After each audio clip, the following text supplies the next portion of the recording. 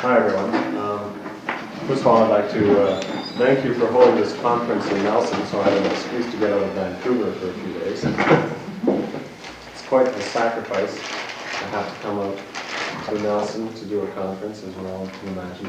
But I was prepared to martyr myself to the cause. So I'm very, very pleased to be here. What I thought I would ask first off, I know that there's a variety of skills and experience and understanding here on Africa and issues of hunger. And perhaps what we can do first of all is just ask everybody to introduce themselves and tell them maybe a bit about their background on Africa and hunger questions, just briefly. And then we'll all know where we're starting from. And proper seminar techniques told me that you start halfway across from yourself for people to introduce themselves and so on, which is always startling. You always think it's going to start here, it's going to start here, but halfway across, always so. So we can start with me. Yes. I'm Margaret Barwiss and I live up the lake. I've lived in this area. Margaret Barwiss. I've lived in Nelson area for 40 years. Worked as public health for a few years, and nurse and various other things. And I'm also a director of Save the Children Fund, British Columbia. And recently I was in Africa, in Kenya, Malawi, and Zimbabwe, a couple of months, and doing some, looking into projects as well as doing things on my own that I want to do. So, I have a little bit of recent knowledge of what's going on. My name is David Cunningham. I just have general interest in watch the news. My name is Sue Anderson. I don't know why I've always been interested in Africa. I took this African history courses years ago at university, and all I know is what I see on news.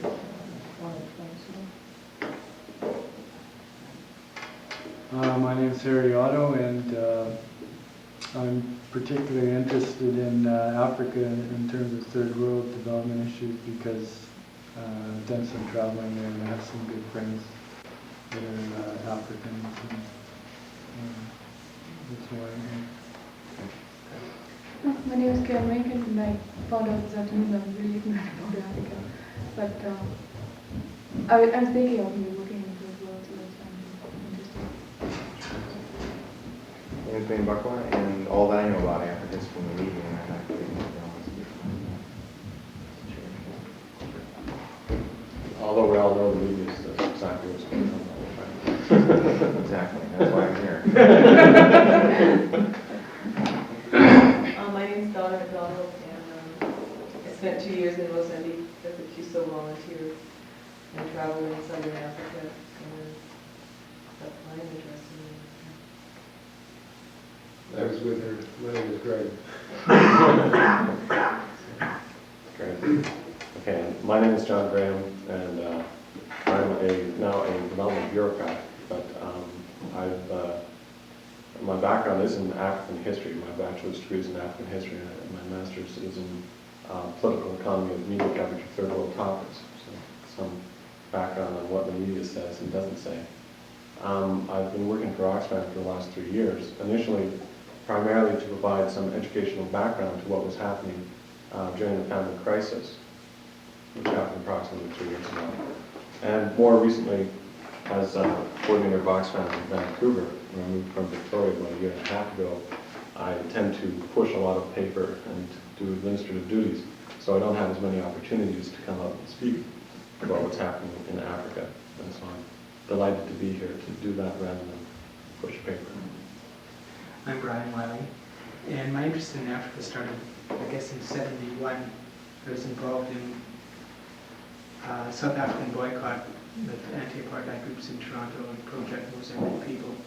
And then my actions sort of went into hibernation, but my interest has percolated, and it's come. I'm really interested in it, and looking forward to hearing what John has to say. My name is Vito. I've come from Fruitville Trail. I've been a peace and community activist most of my adult life, and my particular interest in Africa is as it relates to the emerging of the so-called backward countries, third world countries, people seeking justice and dignity, and the role that is played in this by the world capitalist system, present time led by the United States. My name is Marie Rouleau, and I lived for less than a year in Djibouti, which is between Somalia and Ethiopia, and I saw in the description that you will be referring to that area of Africa. And I've always been appalled by the amount of misery in Africa, and I want to hear more about the connection between the developed countries like ours and what's happening there. I'm Ray Brock, I'm instructor at the college here. Haven't ever been overseas. I only personally know 3 people who have lived in Africa.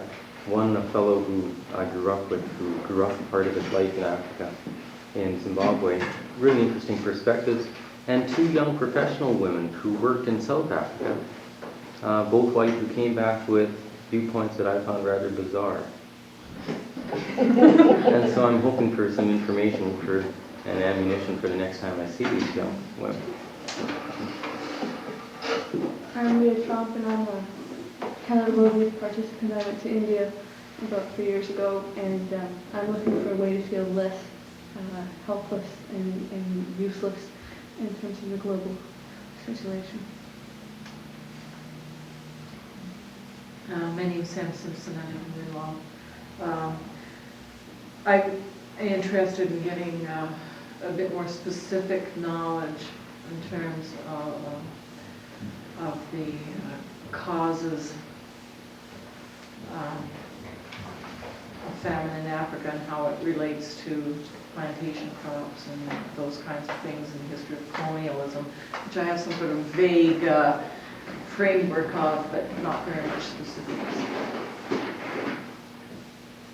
My name's Tom Jamieson, and I'm an independent ecological activist. My interest in Africa would focus, I suppose, on that particular situation as an example of how human ignorance in dealing with the environment has produced a deteriorating situation which is intensifying itself and contributing to the world ecological crisis. Okay, now we've had a couple of other people come in, so perhaps you can just ask everyone to introduce themselves and just say what their specific interest or knowledge is on Africa. Well, I'm Premika Ratnam. I'm a filmmaker, and I have background in economics. I know very little about hunger in Africa.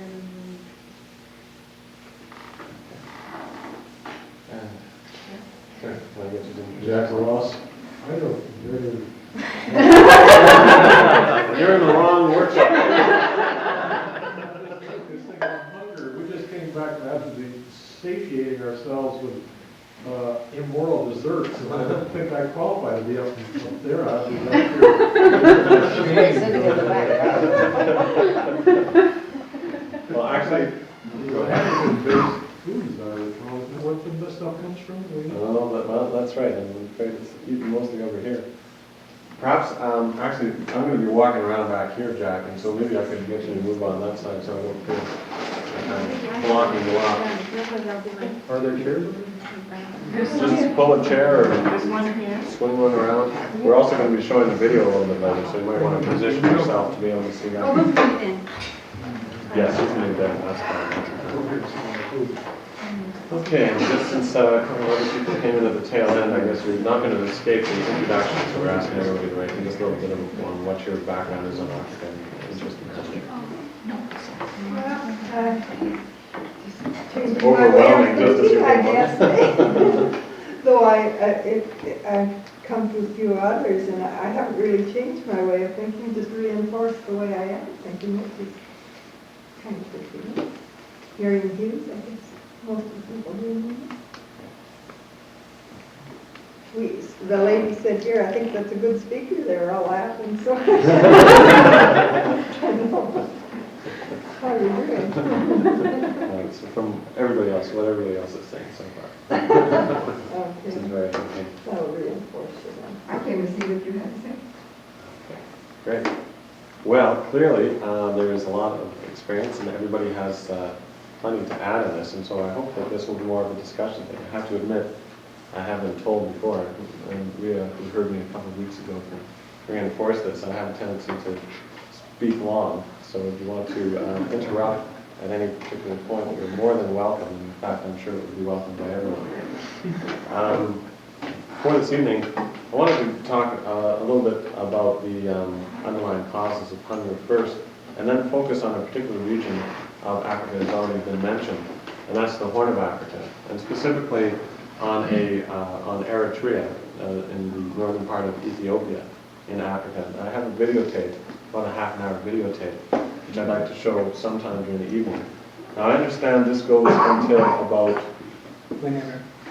4 a.m. Yeah. That's what we're hoping for. Every bit of work out of you. I hope that after about an hour or so we'll just take a break and then be able to go into the video shortly after that, and then wrap it up with some discussion about The war in Eritrea, is that what the video is? it's actually on agriculture in Eritrea. It was packed about a year. It's a new film. Have you heard of it? A Song of the Harvest? No, I just know two filmmakers who went to Eritrea. Their name? Alan Patry, and yes. Is it by them? Yes. Oh. Well, there you go. I just received them a couple of weeks ago, so it's very new. So I've only had a chance to see them once myself, but they look very good, so I thought I'd bring them along. And I have a tendency to walk back and forth, so I hope you give me a yes. If we want information, do we have to take notes, or are you going to do something so that we can listen without taking notes? What would you like me to do? You got little pieces of paper to give out? I do have some, and I was going to refer you specifically to this brochure, which is at the back, which deals with questions and answers about family, which covers some of the territory. And I do have notes of what I say here, extensive notes, which hopefully won't be fully repeated. So if there are photocopy facilities, I'll be here for the next 2 or 3 days. So if you think it's worthwhile, you can always photocopy them. But that will give you an opportunity to check and see whether it is or not. Okay. So, hunger. Hunger is the topic for tonight. And I guess the first question we ask when we talk about hunger is, why are people hungry? Why do people in this world go hungry? And the first and most obvious answer, and the one that we hear all the time, is because there isn't enough food. Well, is that true? If we look at food, the amount of food in the world, there's more than enough food, and I'm sure that most of us are aware of that, to feed everybody well above the basic necessary calorie intake level that people require in order to survive. Far more than enough. And in fact, if we transferred some of the food resources that we put into raising livestock and so on and so forth, we would have much more available for feeding people. So the question, the problem isn't that there isn't enough food. In fact, during the height of the 1984-85 famine in Africa, grain was rotting in the docks of Europe because there was an enormous surplus, the largest surplus of grain that Europe had ever had, in exactly the same time as the famine. So in fact, overall in the world, there's more than enough food. So I guess the next question we automatically ask ourselves is, well, is the food in the wrong place? It's in North America and Europe and so on and so forth. It's not in Africa. And so therefore it's a question of redistribution of that food to Africa. Well, I think it's even more complicated than that. Virtually every third world country in the world, including almost every country in Africa, have been net exporters of agricultural goods over the last 20 years. Net exporters. And that's of agricultural goods. So that's not just food products. But when you look at cotton, coffee, other forms of non-edible agricultural goods, and you measure the exports of those goods as opposed to the imports of other goods, other agricultural products, virtually all of these countries have been net exporters of agricultural products. So in fact, the people in Europe and the people in North America who are eating or drinking or wearing or whatever more agricultural product. Sorry? Or smoking. Or smoking, that's true. Okay, we've got the non-smokers lobby here. Who we're consuming more of the agricultural produce of Africa than they're consuming of ours. If we look at the Western world and Africa as a whole. And in fact, case studies have shown that every country in Africa has more than enough capacity to be self-sufficient in food. And that, in fact, even at current levels of technology, Africa could produce enough food to feed over 3 times the current population of the continent. So, the question is not, again, whether the food is in the wrong place. The question is, why are some people in these places hungry despite the fact of agricultural production taking place? And the simple answer is money, which we were talking about, Sue and I were talking about earlier. That some people starve to death because they don't have the money to buy the food, and so therefore they die. And the landholding situation, I just want to go into this a bit before looking at the history of Africa. Landholding situation in Africa exacerbates this. We look at one example here in West Africa, in the Sahel. During 1972 to 74, there was a drought and famine across North Africa, which killed anywhere between 250 and 500,000 people. And it hit these countries of Mali and Niger, Burkina Faso, which was Upper Volta at that time, very hard.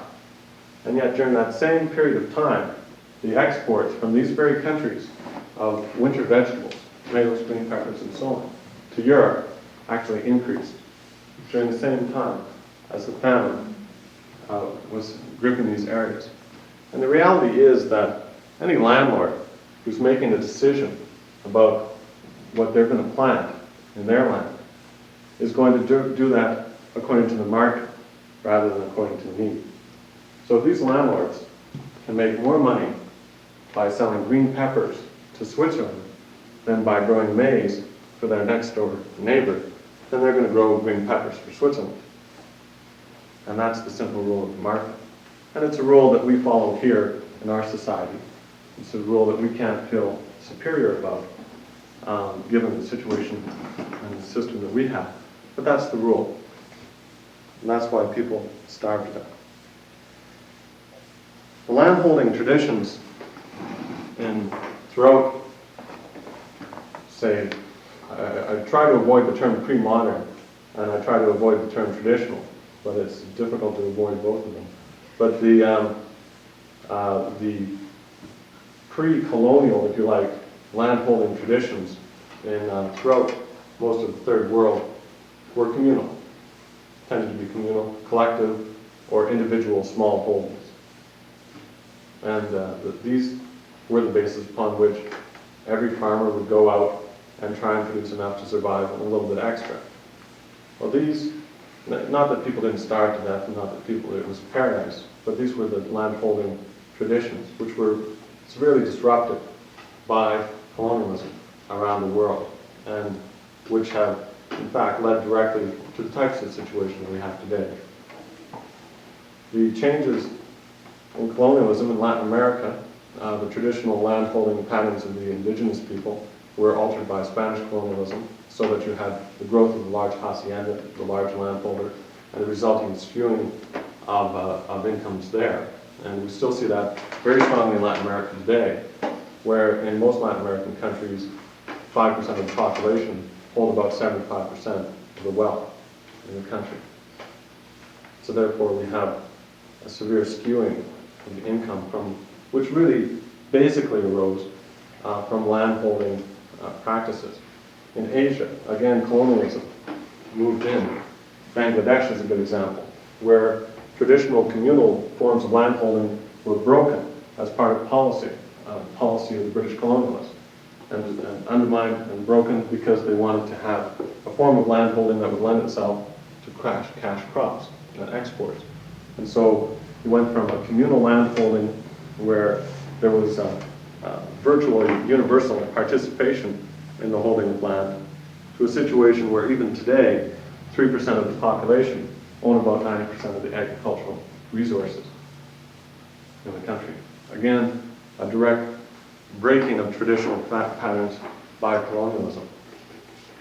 On Africa, colonialism broke traditional forms of landholding in two ways. There were basically two forms.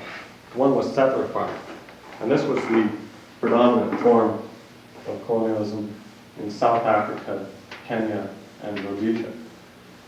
Now, colonialism in Africa stretched back a long ways, and perhaps the most devastating impact that Europe had on Africa. Save the applause to the end.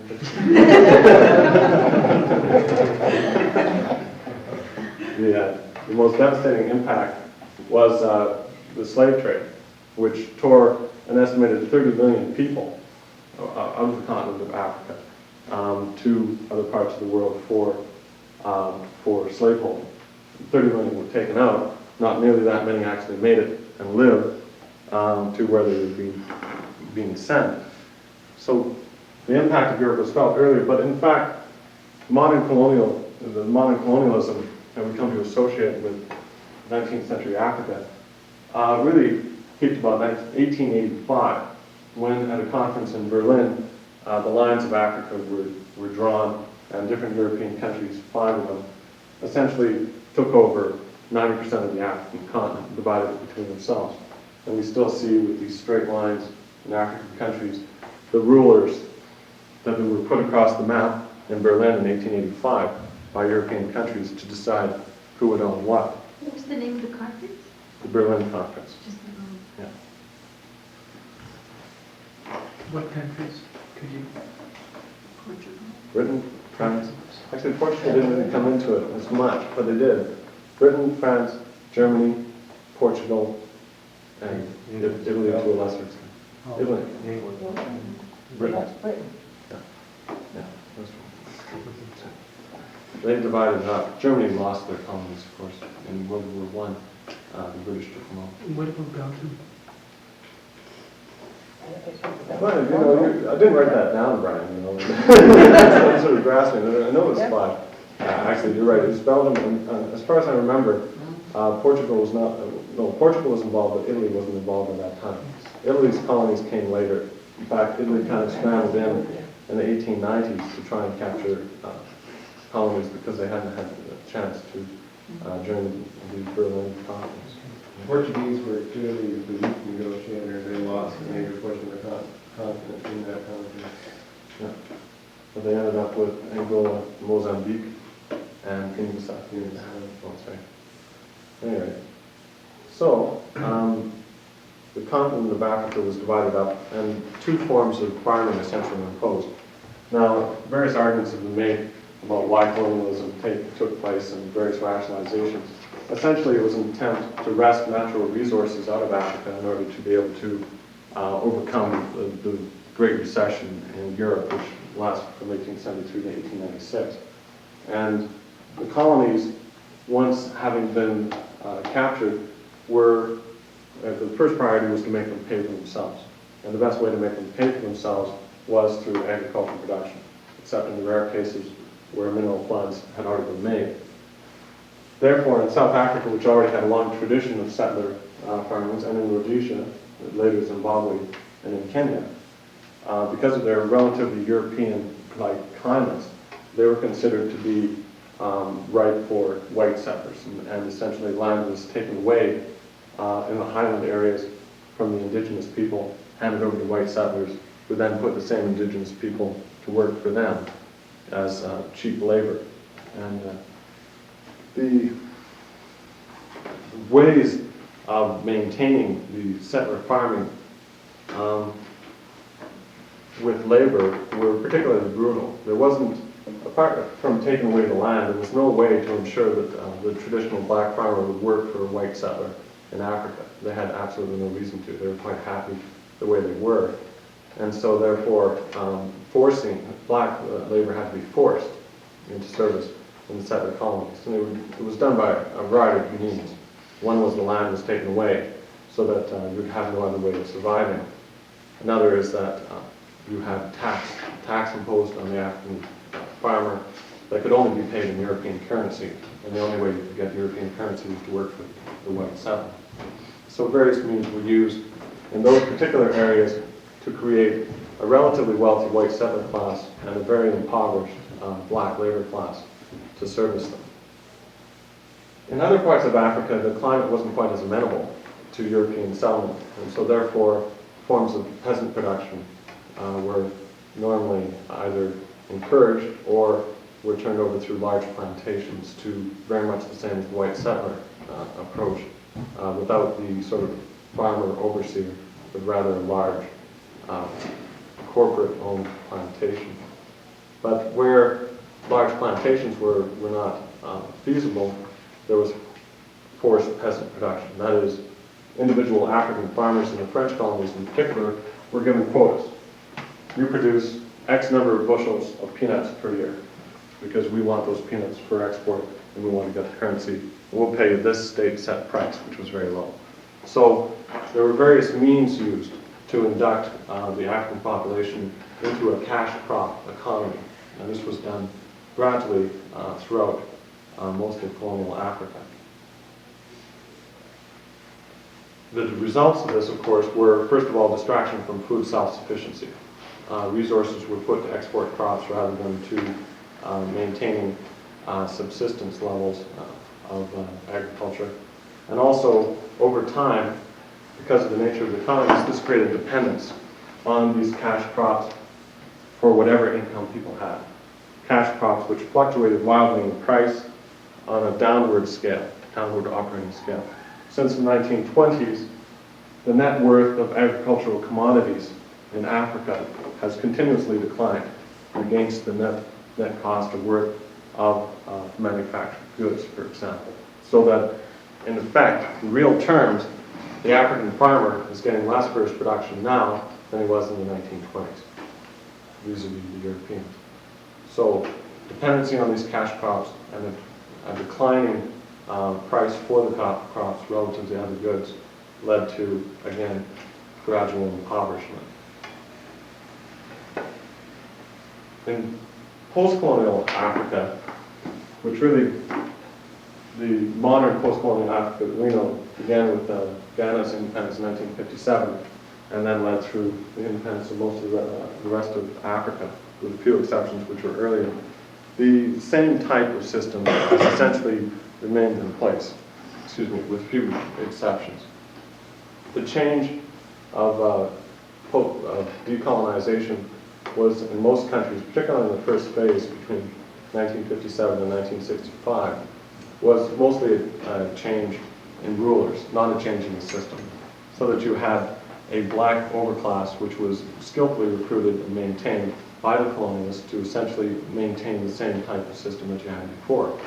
This is something that African people themselves are, well aware of, and the peasants at lower levels. In fact, in the case of Kenya, you have them identified as in Kenya, the different types of people are called the people of a place by saying Wa in front of it. So you're the Wa Luo are the people of Luo. The Wa Kikuyu are the people of Kikuyu. You heard this one before? Okay, well, don't give it away. So in Kenya, they have a couple of sayings. One is the Wa Benzi. That is the people of the Mercedes-Benz. They also have the Wa Bintu. You heard that one? Oh, gotcha. The Wa Bintu are the people who have been to Europe and have come back and got all the best European jobs before the So, basic knowledge of this exists amongst the African people, but you have very difficult time changing it. So essentially in post-colonial society, you have the replacement of one elite by another. And development policies which are introduced from the West during the 1950s and 60s were very much geared towards, first of all, maintaining the same kinds of economic structures because the West benefited from them, and secondly, to maintain Western control because of the fear of Soviet influence. And so therefore, various theories were propounded to explain how these countries can develop themselves and become wealthy and rich like the United States and Britain and so on and so forth, while at the same time, of course, not changing basic structures that they have in place. And the modernization theory was a whole set of theories developed mostly by American and British academics in the 1950s and 60s, precisely to provide the West's theoretical answer to how development can occur.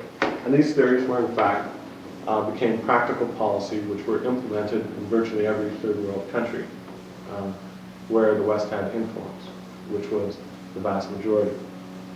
So modernization theory first of all posited that the best of all possible worlds, in the case of the Americans in particular, was the United States in 1960. That's where you started from. And the object was to move all of these other countries to the nirvana of the United States in 1960 in terms of economic development and so on and so forth. So how do they do this? Well, not surprisingly, the way of doing this was, first of all, to get more foreign investments or to have more capital, build your economy so that it's more like the United States. Second was to have more foreign trade, more of these cash crops produced and minerals exported in order to have, again, the foreign currency to get modern technology and to move ahead to being more like the United States. The third was to increase your domestic saving so that you have to have more people saving their money in order to invest in the long-term development of their own country. So you increase domestic saving.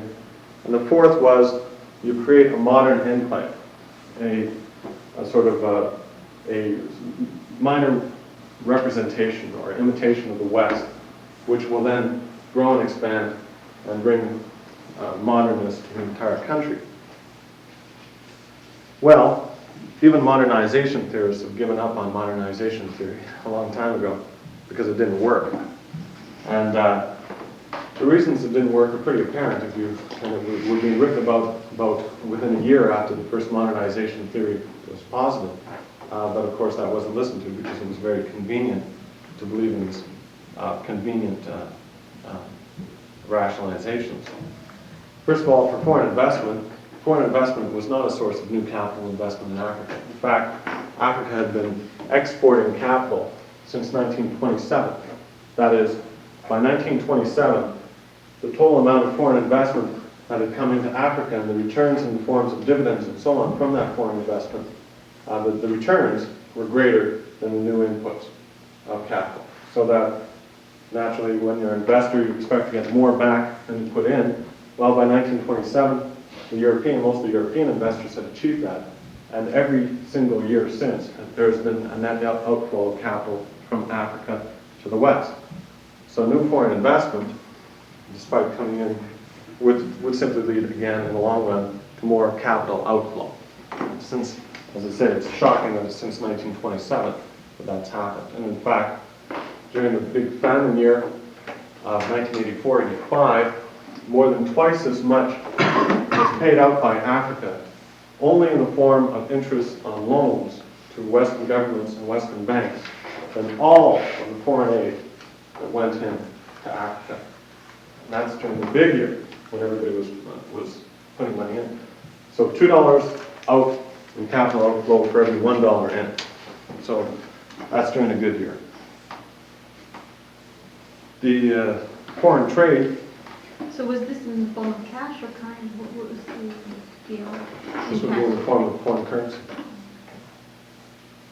That's the only way they'll accept the repayments, of course.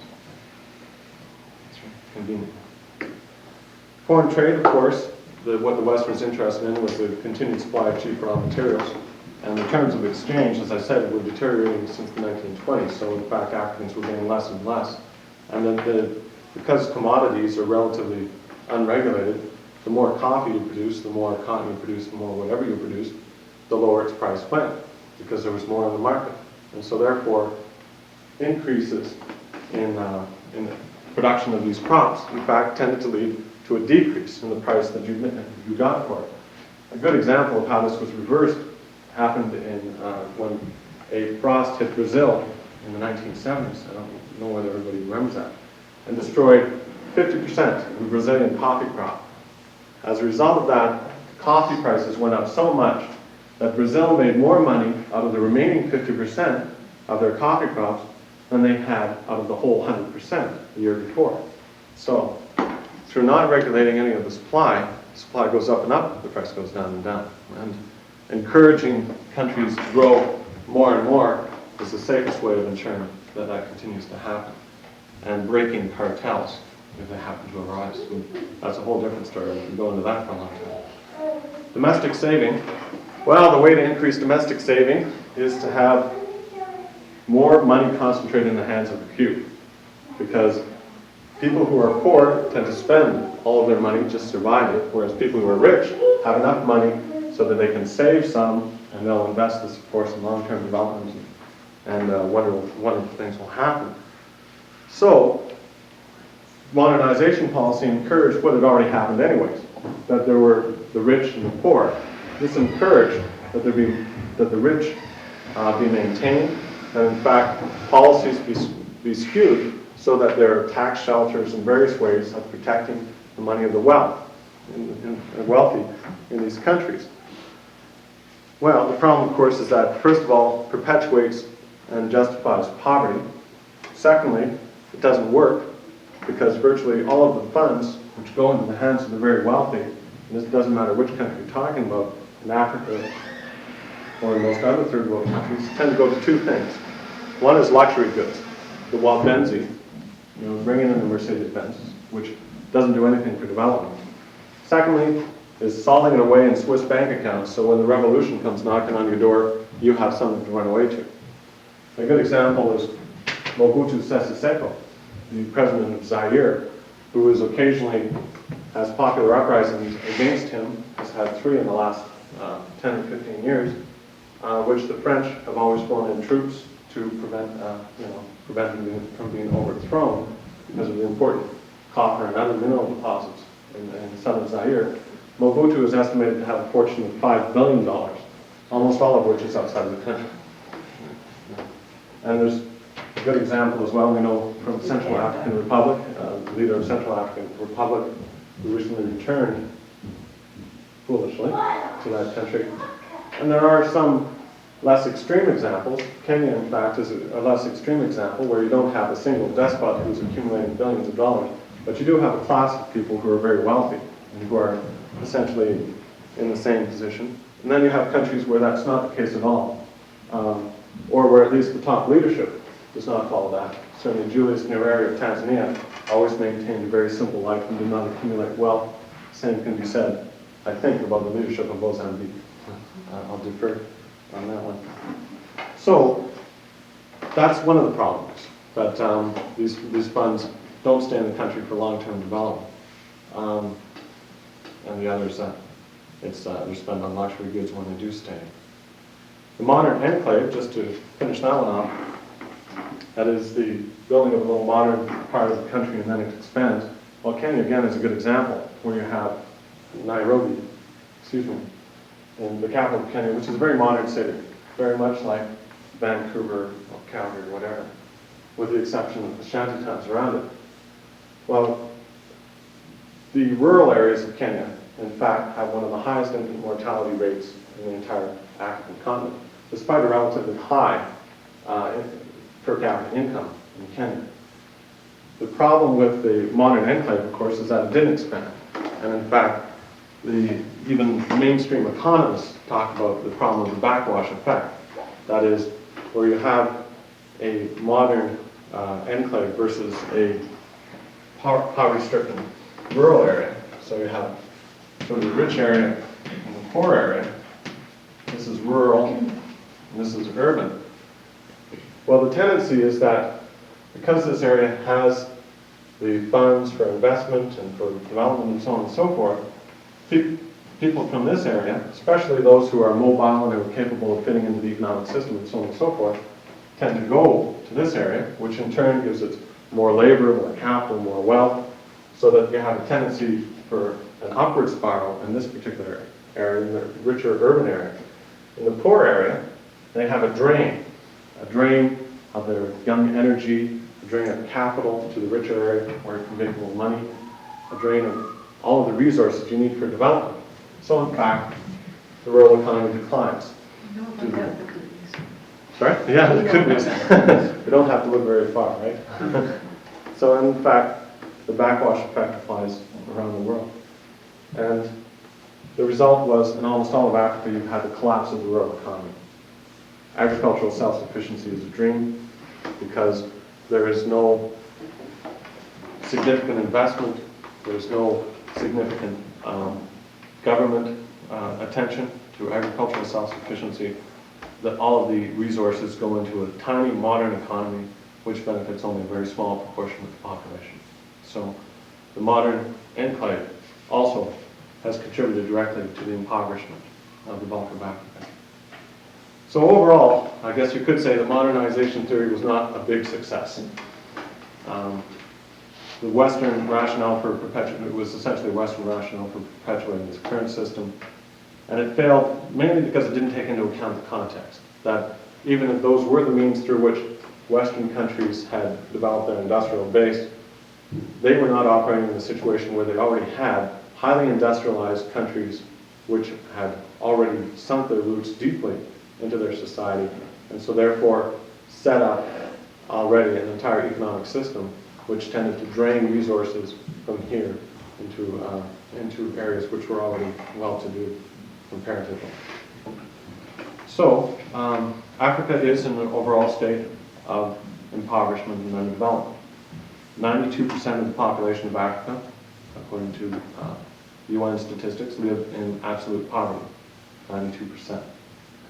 And at least 1.5 million famine deaths have been experienced in Africa in the last 3 years. And the figures are very inaccurate. But given all of that, there is great potential in Africa. And as I said before, at current levels of technology, Africa could support 3 times the current level of the current population. Africa is not overpopulated. It is, in fact, sparsely populated, according to the richness of the land. And it is rich in resources, both mineral and agricultural. So, that may seem like a contradiction, but there is great hope. I'd like to talk a little bit now about specific examples, and I'd like to do a time check. What time is it now? 5 to 8. Sorry? 5 to 8. 5 to 8. So we're not doing too bad. What I'd like to do then is maybe set up a little bit of the context of Ethiopia and Eritrea, and then when we come back after a quick break, we can go directly into the videotape. So, is that okay? Mm-hmm. Okay.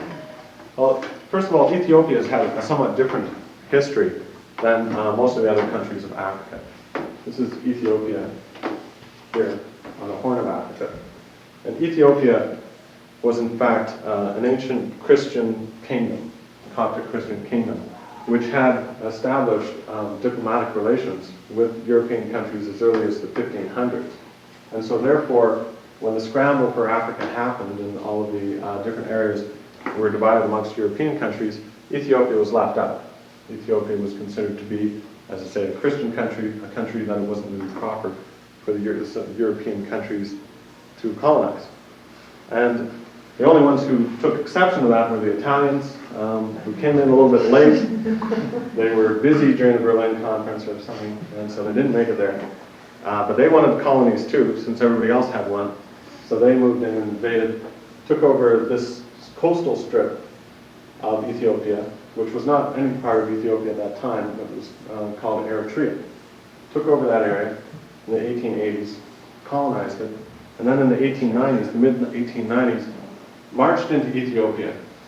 Is there anybody of Italian descent? Okay, I won't say anything nasty for you. But I have to say that the Italians were the only colonial power, European power, who were militarily defeated by an African state. And they were militarily defeated by the Ethiopians in 1896. That's because it's going to make love and fight. I wasn't going to say that. You can say that, but I can't.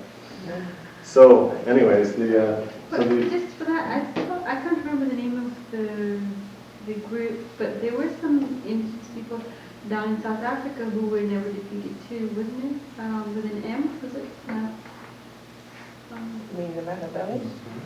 They were defeated. No, doesn't matter. Yeah, there certainly were, I mean, one of the forgotten parts of our history is the degree of military resistance of African people to European colonialists, and the fact that the colonialists suffered quite a number of defeats, and this was not the only one.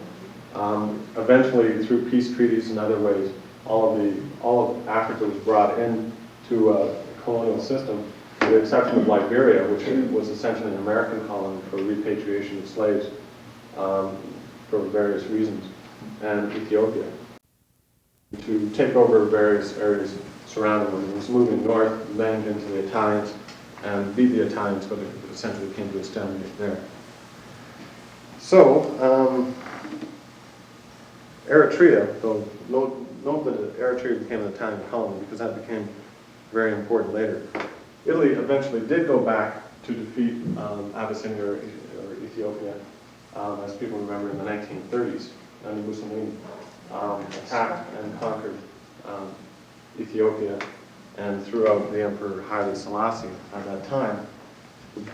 The British came back and threw the Italians out of Ethiopia and Eritrea in 1942-43, and essentially Ethiopia became temporarily a British protectorate.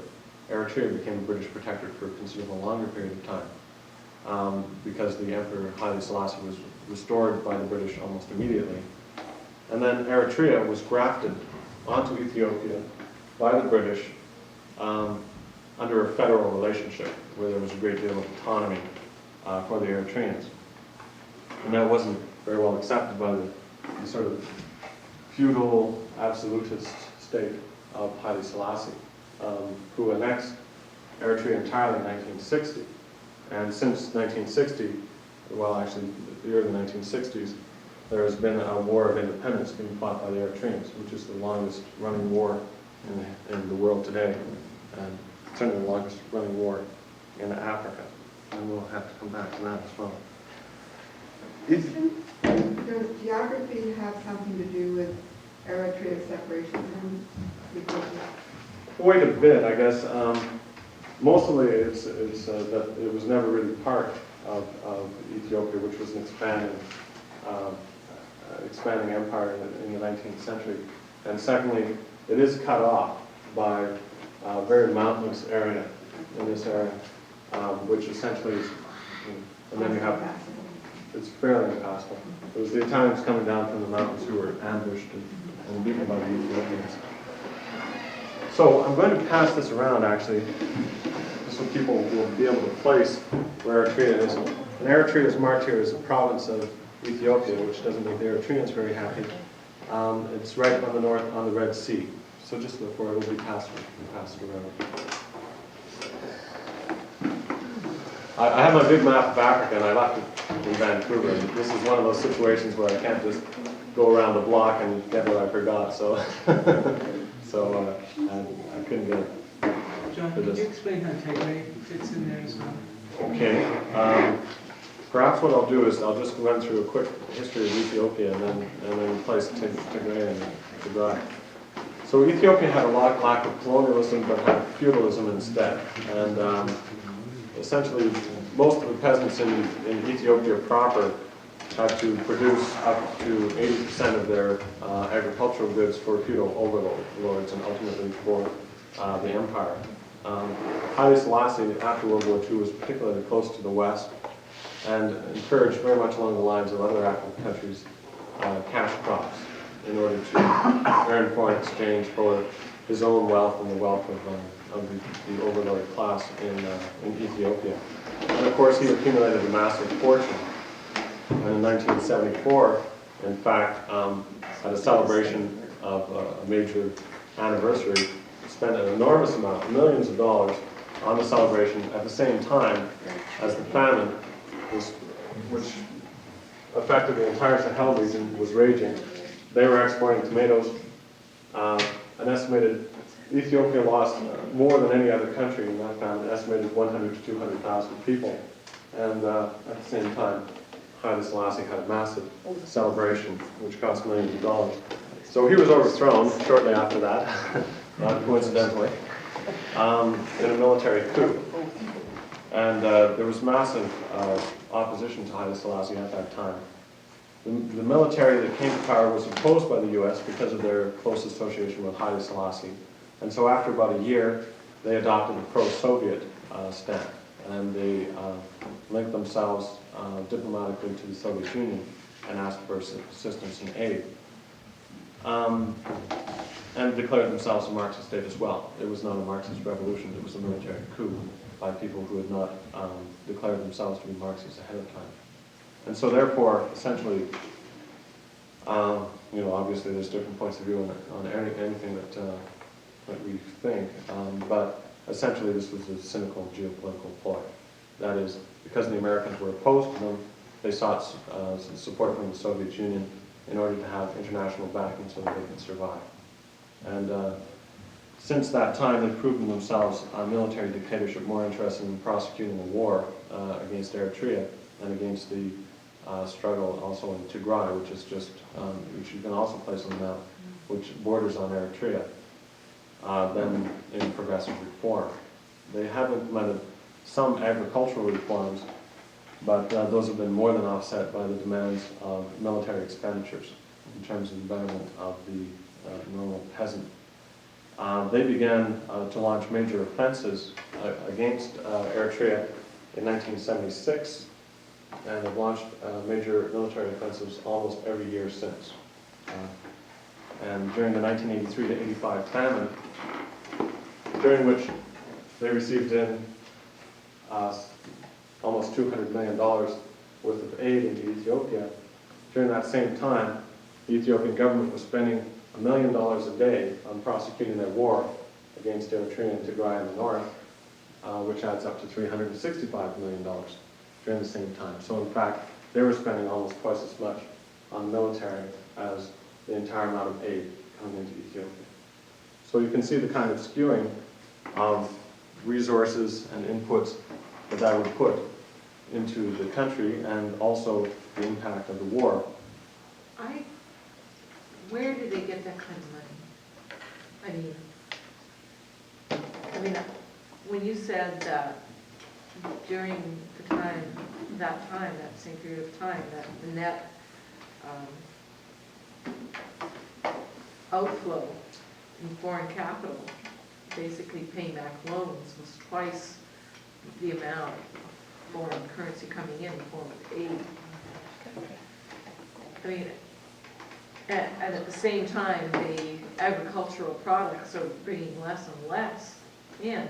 It just doesn't seem to be possible for a country such as Ethiopia to spend that much. They have lots of gold. Well, they have a certain amount, but it was mostly agricultural products. I mean, it all depends on what you want to spend your funds on. Ethiopia is a country of about 40 million people, so that 365 million in fact represented a little over $10 per person, which is considerably less than what we spend in Canada on military, where we spend about $10 billion per year now. But they do have, a certain amount in their federal budget. The foreign currency was earned mostly again from exporting cash crops to Europe. So all the way through the famine in Ethiopia, once again you could buy eggplants or other forms of agricultural produce from Ethiopia in your stores. And again, the impression that the media and everything else gives you is that Ethiopia as a whole is a devastated, drought-stricken, poverty-stricken country. In fact, there are many areas of Ethiopia which remain totally unaffected by drought, and which continue to churn out agricultural produce for consumption in Europe, and the large state farms, which essentially was the way the Ethiopian government went. Instead of having massive agricultural reform and redistribution of land to peasants, they maintained a lot of Vito overlordships in large state farms for production of cash crops in order to be able to afford primarily military expenditures, because that's where the bulk of the federal budget of Ethiopia goes. And so that means you have that $365 million going into the military, so you don't put it into development, you don't put it into anything else, and you spend as much as you possibly can on the military, and their limit is somewhere around $365 million. They also have been using, and probably saying that that's expenditures is a bit of an exaggeration, because some of that is based on line of credit that they have with the Soviet Union, which is the overwhelming supplier of arms for Ethiopia. So a lot of that is debt which they're building up for the long term as well. So, but a lot of it is cash, and that's required as well. And their way of paying for it is cash crops, which is the standard way. Could you tell us where Eritrea gets its money to oppose this? Okay. I was just going to get into Eritrea, and I'll show the video in a few minutes, but let me just give a little bit of background on Eritrea. Through the 1960s, you had the gradual growth of the independent forces in Eritrea, which really started off against a massive Ethiopian military government under Haile Selassie, backed by the Americans, and so therefore not in a very good position to do it very much about Ethiopian control. But through a series of military victories, surprising military victories by the Eritreans, and at that time they were receiving support from the Soviet Union, primarily as an international backer. They had captured about 85% of the land of Eritrea, which contained about 90% of the population of Eritrea by the early 1970s. And in fact, remains very much the same today. If anything, they hold now a somewhat larger proportion of Eritrea than they did in the early 1970s. Now, when the Ethiopian government, when the DERG, which is the military government of Ethiopia, gained backing from the Soviet Union, of course, cut off their support to the Eritrean People's Liberation Front, which was the liberation movement in Eritrea. And the EPLF, having been grown up as essentially a broad socialist movement, very similar to the Sandinistas in Nicaragua, in terms of having both elements all the way from Eritrean businessmen to Marxist political parties, but having its center well to the left, refused to and did not seek any support from the Americans, who they had strongly opposed because of their support for Haile Selassie, and were not eligible for support any longer from the Soviet Union. What they have relied on, and it's been fairly thin, is obviously they rely on captured weapons, because the Ethiopians have been very ineffective in their attacks on Eritrea. They recruit peasants from Ethiopia and send them up against the Eritreans, and with very little motivation, they tend to be defeated and lose their weapons. In fact, they're always defeated. The Eritreans are very effective fighters because they're highly motivated. And so a lot of the weapons have been captured from the Ethiopians. The second part is that the Eritreans, because they were an Italian colony, have a large population that lives in Europe, as a lot of former colonies have. And so therefore, these people tithe themselves and send a substantial portion of their incomes that they earn in Europe and in North America back to support the cause in Eritrea. However, they haven't had a lot of international support, and it's been very thin. And so therefore, the drought and war would combine in the early 1980s to lead to the famine in northern Ethiopia. Approximately half of the people who were affected by famine lived in Eritrea and Tigray. Tigray is in a very similar situation. The Tigray People's Liberation Front has been fighting only since 1975, but also controls a very large proportion of Tigray. But about half of the people who were affected by famine lived in Tigray and Eritrea. Far more than half of the people who actually died lived in those two areas, because they were not eligible for most forms of international support. No United Nations support would go into Eritrea and Tigray, because the United Nations has Ethiopia as a member and would not bypass Ethiopia to get aid in. Almost no government aid from any countries went to Eritrea and Tigray, because again, these are countries which have diplomatic relations with the Ethiopian government, and so therefore didn't want to break into it. Almost all of the aid that went into the famine in Ethiopia came through the Sudan, through a place called Port Sudan, and was shipped hundreds of miles by truck convoys into areas which were held by the EPLF and TPLF in Eritrea and Tigray. And almost all of this aid was by non-governmental organizations. And we were one. There were lots of non-governmental organizations who were involved in that effort, including a lot of the church groups and so on. A lot of them won't publicly acknowledge that, because they also have projects in areas under Ethiopian government control, and so therefore they don't want to jeopardize those. as an organization, we in Oxfam Canada and a number of European agencies decided to put our entire effort into the relief of Eritrean Tigray, which we saw as the most affected areas and the areas receiving the least assistance. And we'd already been involved in assistance to Eritrean refugees for many years. So we simply put all of our efforts into the truck convoys and the assistance for relief and long-term development in Eritrea and Tigray. And so that's how we came into it. And in fact, the Eritrean Relief Association, which is the sort of independent Eritrean Association for Relief and Development, has done an incredible job under a very difficult situation, and is in fact one of the best overseas project partners Oxfam Canada has ever had, and any of the other agencies who are working there would confirm it. In the areas which they call the liberated zones in Eritrea, they've mounted agricultural, medical, and educational reform. They've formed democratic grassroots organizations to control what the local situation is. They've undertaken to better the situation and status of women and have a number of women leaders both in the military and in the Eritrean Relief Association, which is very difficult in an area which is, first of all, 50% Muslim as well as 50% Coptic Christian, and certainly has, in both cases, has strong patriarchal traditions. So they are an impressive group, a group that we've been very pleased to work with, and they have done a commendable job given the insignificant international assistance which they've been recipients of. So we have a number of examples of projects.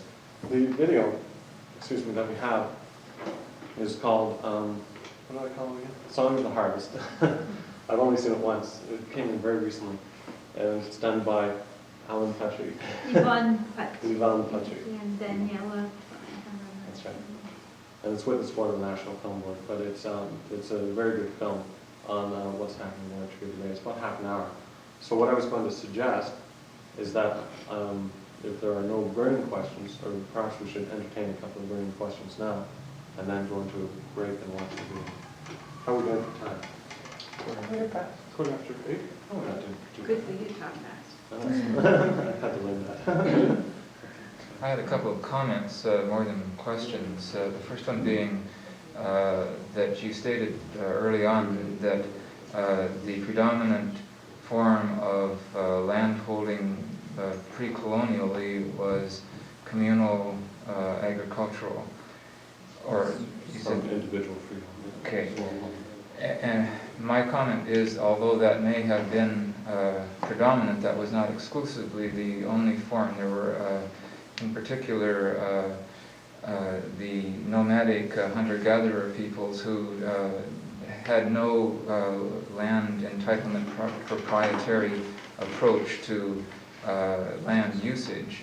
And when you say that that's the only one, you sort of reinforce the predominant capitalist assumption that private ownership of property is universal and therefore necessary and or natural. And the other comment... Inadvertently, I may add. Okay. Wouldn't want to do that in public. Okay. The other comment was that although there may be more than enough food to feed the human population at its current size, if it continues to explode exponentially as it is now doing at a rate of more than 200,000 per day, the carrying capacity of the biosphere will soon be exceeded, so that unless we control that component of our ecological situation, there soon will not be enough food to feed all humans. Yeah, that's an interesting question, and there's certainly a lot of thought and time has been devoted to population control question. And I guess my short response to that would be that when you're looking at having 100 new African children, born, you're not looking at a lot of the world's resources being used up. When you look at 100 North American children being born, you're looking at a lot of the world's resources being used up. The average consumption of energy, food, certainly on the average production of waste materials and environmental degradation by the average North American is at least 100 times greater than the average African. And so In fact, it's, the whole population explosion thing, I think, has to be thought of also in those terms. That it's not just a matter of limiting population in Africa. That's not really going to solve the problem, apart from anything else. What we really have to do is curb the excesses of an overdeveloped West, rather than curb the population growth of an underdeveloped Africa. And population is a complicated thing to get into. The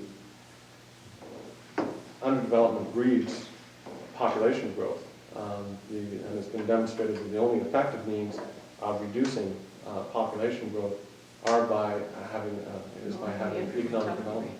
Sorry? Lowering the infant mortality rate. Ultimately, yeah. But if you're going to talk about population, especially in terms of Africa right now, you can't talk about population without talking about AIDS. Africa, that's population is going to be decimated in the next few decades. That's a new phenomenon, of course, on the stage for all of us, and we're still trying to figure out what the impact of that's going to be. And it's obviously affecting agencies' overseas programs in the forms of inoculations and other things, which now have to be very carefully administered. But just to get back to the original point in terms of population growth, which might not be a problem anymore because of things like AIDS, but when you have impoverished families, their tendency is to have more children for a variety of reasons. A little bit more help around the house, the lack of old age security, the lack of the high infant mortality rates, meaning that you want to have a lot of children so that at least a few will survive. And the possibility that one or two of them might actually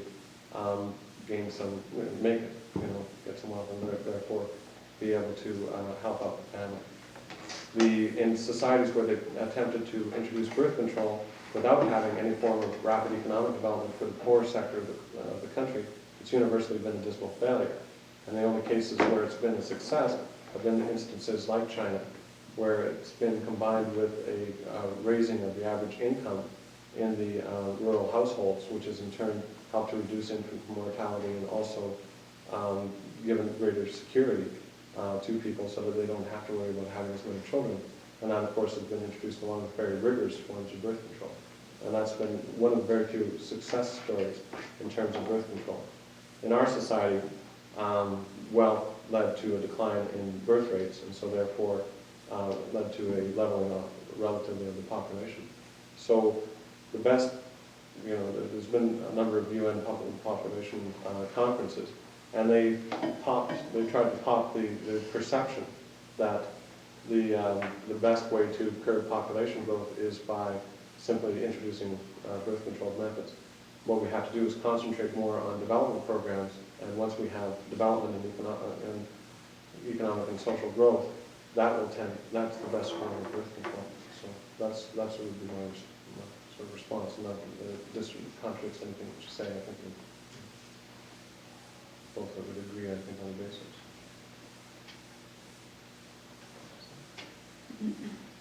I have one very specific question about why the aid to Eritrea had to go through Sudan rather than, if Eritrea is on the coast, are there not ports, or were those held by Ethiopia?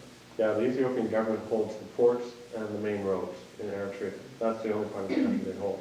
And those areas, of course, are scenes of military conflict on a regular basis. But the Ethiopian government also claimed, of course, all the way through this, and still does, that the way to get aid into all of the people who are hungry in the north is through Addis Ababa, through the capital, and through the Ethiopian government.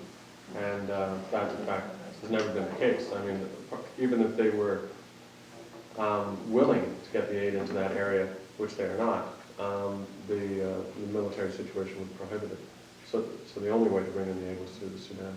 What did they do with all the aid that they did get, like the government received? There certainly was there was drought and famine in Ethiopia, areas under government control. And from the information that we have, the aid was effectively gotten into those people. The exception would be the case of Tigray, which was still has a substantial portion of the population under Ethiopian government control, where the Ethiopian government mounted a massive resettlement scheme to move the people from Tigray to southern provinces. And although the jury is still out in some corners, certainly the scientific reports that we've looked at and that we believe are unbiased, indicate that that was almost a total disaster. First of all, it was politically motivated because we found through, in our programs in Eritrea and Tigray for development, that through land terracing and land reclamation and providing the seeds and tools and animals which had been lost during the famine, you could resuscitate the land, and so there was no real basic motivation for resettlement. The only motivation was political. And secondly, the areas where people were resettled, ostensibly areas which were already uncrowded, already had a lot of people in them. And so this caused a great deal of tension, social tension, fighting, killings, and so on between the settlers who would come in against their will, and the people who lived there who didn't want the settlers to come in because this was already stretching their scarce resources, and so therefore blamed them and attacked them. So it was a very bad policy, and one that the Canadian government did offer lend support to, put in about $1 million worth of support to, which we were very opposed to, and very outspokenly opposed to, because of the very negative impact of resettlement. But apart from that, in areas, and I know that various agencies were working in areas like Winlaw and the Ogaden in the south of Ethiopia, and in those areas, as far as we could tell, effective development programs and aid and relief programs were taking place. And in fact, the lives of probably several million people were saved by that effort within Ethiopia proper. One could look again at the greater question and say if Ethiopia wasn't skewing so much of its resources towards prosecuting the war, would that famine actually have happened in Ethiopia itself? But just to be fair, the Ethiopian government did distribute the aid when it could. What was the Canadian government's rationale for supporting resettlement? Well, that was only one part of the whole Canadian government policy, which has always been to recognize the Ethiopian government as a legitimate representative of the entire country, and so therefore to support them in the development programs which they are undertaking. And vast bulk of the Canadian government aid to Ethiopia has gone in through the Ethiopian government.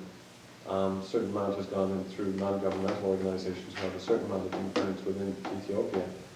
The Canadian government also put us in a bit of an awkward position because we demanded and received Canadian government matching grants for our programs which were going into Eritrea and Tigray for relief. And so therefore we did receive through CEDA and through the African Emergency Aid Program several $1 million in matching funds for the millions of dollars that we were raising to go into Eritrea and Tigray. So that put us in a less, I guess, more difficult position, shall we say, to criticize the Canadian government. So we had to have discussions about that and think about whether we would be losing those funds, and we came out and criticized them anyways. Now the Canadian government is refusing to give any assistance, any matching grants for our development programs in Eritrea and Tigray. And so, again, we're into a political battle with the Canadian government over assistance to these people. So it's been a long, ongoing battle. And David Macdonald, the ambassador to Ethiopia, for all of his wonderful works, and is a person who I have a lot of respect for and who has done a tremendous amount in terms of assisting the Canadians' understanding of what's happening in Africa and helping with the situation there, has enormous blinkers on this issue and is completely on the wrong side. He has what? Enormous blinkers, said, on this issue. Essentially, his job is to relate to the Ethiopian government and to reflect back partially what their position is and what the Canadian government position is. And he feels that this is something that he just doesn't want to get into. There's enough difficulties with dealing with the Ethiopian government without talking about those nasty rebels up in the north. So he doesn't deal with it. And is very outspoken. We had a debate between David Gallagher, who's our program officer here, who you'll see in this video, and David Macdonald on the Journal in early 1985 over this very issue. So we continue to fight that old battle. So should we take a break? It's almost 8:30 now, so we just stretched and grabbed some coffee for about 5 minutes, then we can go straight into the video.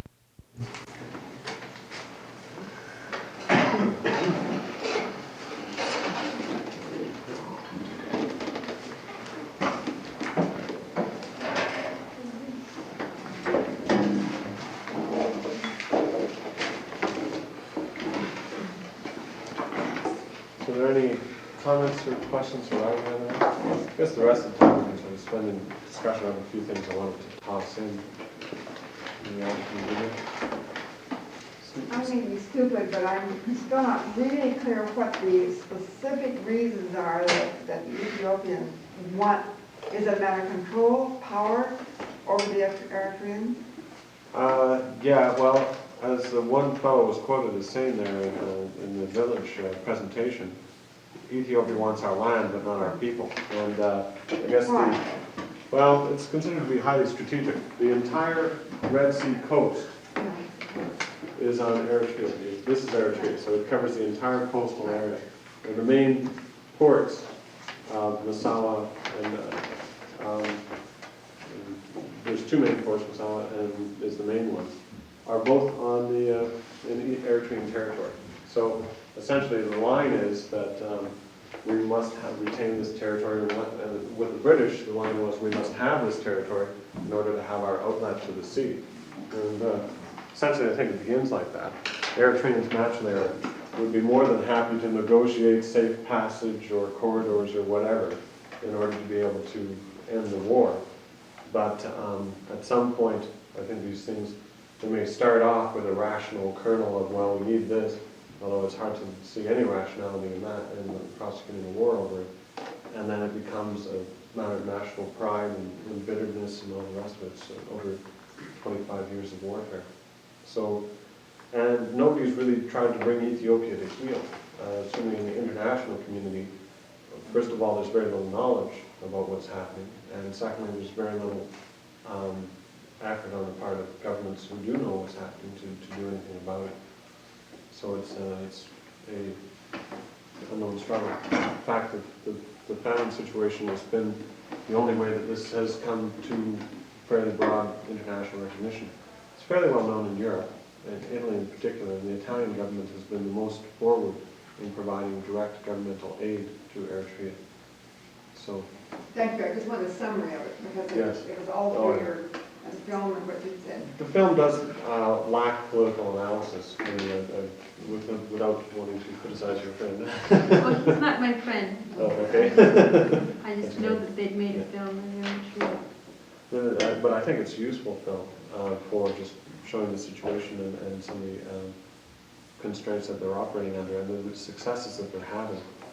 One of the main things, I think, certainly the main thrust of what we've been trying to do and other organizations have been trying to do, I think, in our educational programs on Hungary and Africa, is that is trying to overcome this reinforced perception that's happening around the African famine that Africans are weak, dependent, incapable of running their own lives, and require us to go over and save them, in the sort of white man's burdens kind of way.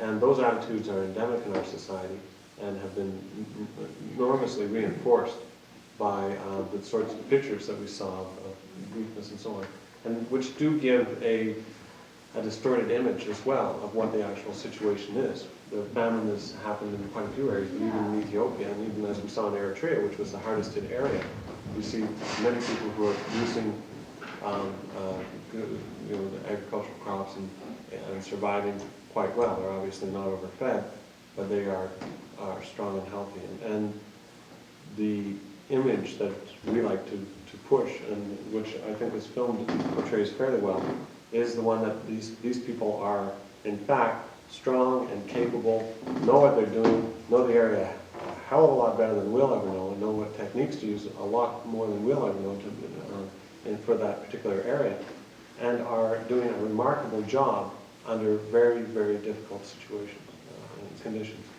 And so therefore, that's the main thing that we'd like to bring out, is that these are people who we found ourselves in the same situation with the same kinds of barriers, we'd be in exactly the same position. Did you sense any antagonism towards someone like yourself while you were there with the... Yeah, actually, I haven't been into the Eritrea, The people who were there, including one of our staff people from British Columbia, have detected just the opposite. I mean, it's just, well, they're very happy that there's somebody who's paying attention. They're very happy that they're getting the assistance in that which they need. They're very proud about the assistance, and And our position, philosophically and in practice, is very much that we support projects and programs which are entirely locally planned and locally implemented. And we don't go in with the attitude of, well, you people have got it all screwed up, and so we're going to have to come in here and save you. So we go in with the attitude that you know what's going on. We simply want to see some examples of projects, and the support will be forthcoming. We want to be able to tell people back in Canada what these projects are and what their success is, and so therefore we want to be introduced to projects. We want to be able to see the evaluations of them and go and see them once they're in place. But apart from that, it's in your hands, and so that's our philosophy.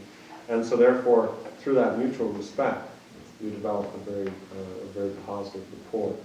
And as I say, there's just considerable gratitude in Eritrea, as in most other areas where you go to, but in Eritrea, I guess in particular, because of the limited international assistance which they have had, and because it's, we sort of have to fight uphill against a diplomatic onslaught in order to function in that area. So they appreciate that. And I noticed there was a female speaking there, which is something we didn't have years ago. Yeah, it's definitely, there's a long ways to go, and we've been fortunate enough to recognize that. But there's something about, I think, the critical conditions that they're in, as well as the philosophy which they've adopted, which does allow for much more female leadership than has ever happened before, and is progressing. In another video which I have on Eritrea, in fact, the village leader, who is a male in this case, is a woman, and she's the one who's leading the local process. And in another video, we also have a woman, it's basically following a woman who's a barefoot doctor operating out in the outlying areas of Eritrea.